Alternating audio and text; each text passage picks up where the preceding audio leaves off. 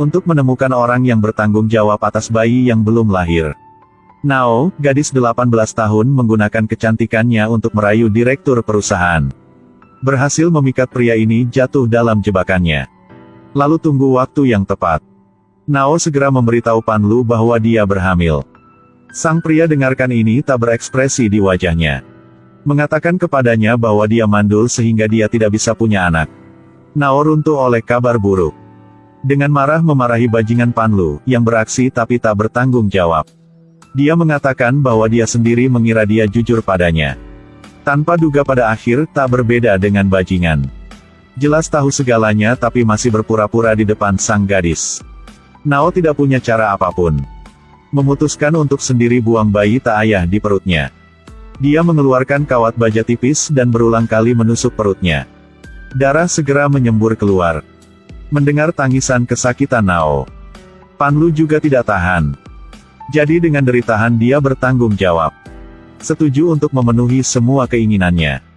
Hanya butuh dia tidak memandang rendah hidupnya sendiri. Jika bukan cinta, itu apa? Beberapa hari kemudian, Panlu mengadakan pertemuan. Perkenalkan semua orang pada identitas baru Nao. Juga mengubah namanya menjadi Soisen. Dalam sekejap mata, beberapa bulan telah berlalu, Nao melahirkan seorang bayi perempuan. Awalnya dapat memiliki masa depan yang bahagia dan damai. Tapi Nao sekarang dibutakan oleh kebencian. Hanya memikirkan balas dendam. Dia bahkan tidak mencintai putrinya. Melihatnya makin tumbuh makin seperti Pitun. Dia segera mendorongnya ke tanah tanpa kasihan. Sahabatnya menasihatinya, "Aku tahu kamu membenci bajingan itu. Tapi kesalahannya bukan pada anak-anak." Nao terus tidak peduli. Dia mengatakan untuk menjaganya sampai sekarang, dia sudah sangat sabar.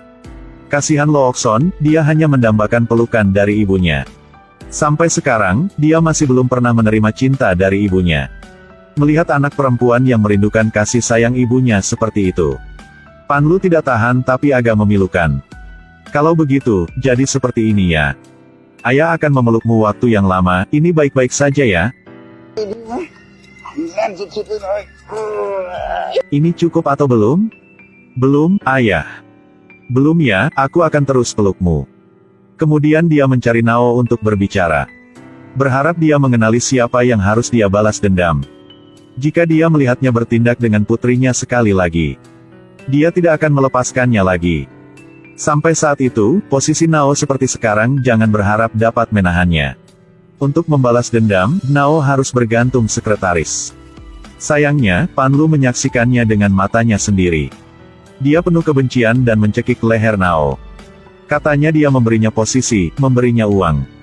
Beri dia kebahagiaan yang tidak bisa dia miliki. Namun masih keras kepala dengan tujuan balas dendam konyol ini. Namun Nao masih belum bangun. Bajingan Pitun itu membunuh ayahnya. Jika dia sendiri tidak membalas dendam, dia tidak layak menjadi manusia. Palue harus memecat posisi Nao dan memecat sekretarisnya. Dan dunia ini memang ajaib. Apa puncak mengandalkan wanita? Lihat saja Pitun dan Anda akan jelasnya. Dia meninggalkan pacarnya yang sedang hamil demi ketenaran dan keuntungan. Tidak lama kemudian, dia menikahi seorang istri yang kaya. Hari ini adalah 1 tahun pernikahan mereka. Pitun menunjukkan kasih sayangnya, membawa seikat bunga segar. Beritahu istrinya bahwa dia ingin punya anak bersamanya. Tanpa sangka Penfayom mengatakan bahwa ada masalah dengan indung telurnya. Jadi akan lebih sulit untuk hamil daripada orang biasa. Dia berjanji untuk pergi ke rumah sakit bersalin terbaik untuk perawatan. Begitu Pitun mendengar itu, dia segera berubah sikapnya. Salahkan istrinya dengan mengatakan bahwa dia menghancurkan mimpinya menjadi seorang ayah. Berbalik tubuhnya dan panggil untuk temui kekasih gundiknya di tempat biasa. Penfayom juga bukan tipe orang yang mudah menggertak. Dia menemukan mereka berdua, segera memukul gadis itu. Menamparkan sang gadis itu terus-menerus. Gadis yang dipukuli, wajahnya memar sehingga jatuh dari tangga. Sampai Penfayom selesai pukul, suaminya telah melarikan diri.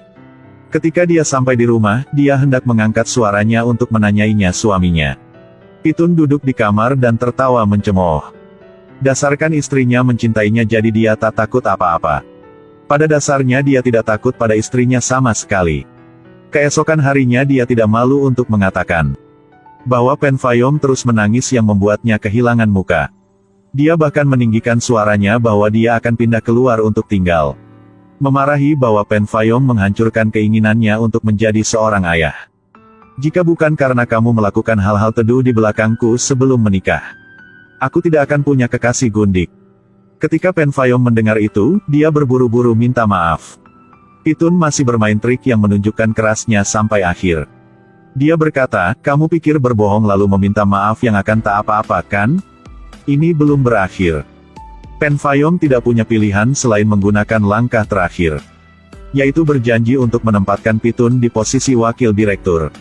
Selain itu, perusahaannya dapat monopoli untuk memasok obat ke rumah sakit rumahnya. Dia sendiri juga akan mencoba untuk memiliki anak sesegera mungkin. Ketika Pitun mendengar itu, dia tertawa licik. Pen Fayom telah dipegang olehnya di telapak tangannya.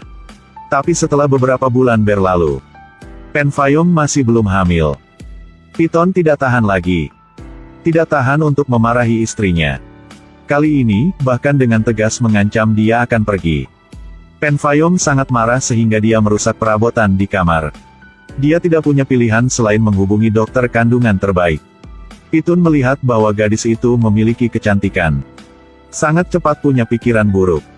Dengan dukungan dari dokter kandungan, dia akhirnya hamil. Dia hendak berbagi kegembiraan yang tak terduga ini dengan suaminya. Tanpa sangka dia sedang melakukan hal buruk dengan sang dokter. Pen Fayom marah dan memberinya tamparan keras. Dia juga tidak membiarkannya memukul. Dorong dia tanpa kasihan. Jadi anak yang sangat sulit didapat sudah hilang begitu saja. Sementara itu, Nao di sini setelah dibuang oleh Pitun, melahirkan bayi perempuan yang sehat. Dia bermaksud menggunakan anak itu untuk membalas dendam padanya. Dalam sekejap mata, bertahun-tahun telah berlalu. Gadis kecil Lookson sudah dewasa. Hari itu, Nao intim dengan pria tepat di depan anak perempuannya. Lookson marah karena pandangan ini. Dia bertanya kepada ibunya apakah sejak ayahnya masih hidup, dia sudah berselingkuh dengan sekretarisnya. Sebelumnya, ayah merawat ibu seperti ini. Bagaimana bisa Bu mengkhianati ayah seperti itu? Nao yang marah menamparkan wajah putrinya. Memarahinya bahwa jangan terlalu peduli tentang hal-hal lain-lain. Mengatakan dia bukan anak Panlu, tapi putri seorang bajingan. Lookson sadar ibunya sangat membencinya. Dia seperti jiwa yang tersesat berjalan-jalan di jalan raya. Dia hampir ditabrak oleh ayahnya kandung yang mengemudikan mobil. Tentu saja keduanya tidak bisa saling mengenali. Untungnya, Pitun menghentikan mobil tepat waktu, Lookson lolos dari kematian. Dia seperti jiwa yang tersesat berjalan ke atap, bersiap untuk bunuh diri. Untungnya, neneknya menelepon. Menasehati keponakan perempuan jangan pikir untuk bunuh diri. Bahwa di dunia ini, masih ada nenek yang mencintainya. Tapi Nao, yang duduk di dekatnya, menyela. Dengan kepahitan mengatakan bahwa jika kamu ingin mati, matilah segera. Kamu darah yang sama bajingan itu. Jadi tak layak untuk hidup di dunia ini. Lookson patah hati, segera menutup telepon dulu. Bersiaplah untuk mengucapkan selamat tinggal pada kehidupan ini di sini. Pada saat ini, suara pria yang lembut terdengar. Mau bunuh diri. Pria itu menasihati Lookson bahwa, jika kamu mati, kamu tak lihat orang yang mu cintai lagi. Tampak Son dengan sedih berkata, ibuku juga tidak mencintaiku. Sejak aku lahir, ibuku tidak pernah memelukku sekalipun. Pria itu selalu berkata, kamu bisa berinisiatif memeluk ibumu. Sayang sekali jika kamu mati tanpa memahami pikiran ibumu. Apalagi, jika aku bunuh diri. Aku tidak akan memilih yang melompat dari atas. Bayangkan saja.